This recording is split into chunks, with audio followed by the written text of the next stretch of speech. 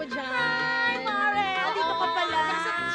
Yung bakuran natin, magkatabi lang tayo. Saktong-sakto, Mare, naglilinis ako kasi alam ko naman masipag ka rin. Ay, syempre, Oo, ito. nakita ko, Nagpupunas ako, Mare. nakita ko nga yan, linis-linis ng bahay mo. Nakakaya Ala. naman sa'yo. O, yung sa'yo nga mas malinis nga eh. Oo, sinasabayan. Ano bang natapos mo na ngayon? Actually, may pa actually. Ay, talaga yung Mare ko. Artistahin, actually. Kakatapos ko lang Oo. maghugas ng pinggan kasi nga pinagluto ko si Miss Ten. Ay, sipag talaga ng Mare ko. Ikaw, anong nagawa mo na? Katatapos na Mr. Naligo. Ako nagpalit ng damit niya. Ay, akala ko ikaw yung nagpaligo. Ay, hindi naman. Masala ko masipag pag gano'n.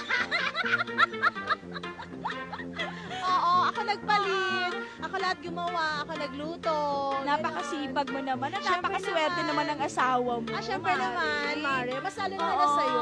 Masipag naman ako pero parang hindi na siya umuwi sa akin. Naku, masipag na siya sa iba. Yun na nga, ang galing mo talaga. Na, Mare, matakot na tayo pag gano'n, no? Pag hindi na tayo inuwian.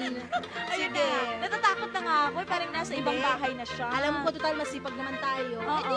Maghanap tayo ng kapalit. Masipag naman tayo eh. Mare, ako lang ha. Kasi okay na sa'yo eh. Ay, ganun ba? O sige, Mare, hayaan mo, tutulungan na lang kita. Ay, Ano? salamat. Napakasipag Na maghanap mo kay talaga. Mister. Ay, ganun ba? Oo, Sige. kasi masipag ako. Barangay LS 89.3 Forever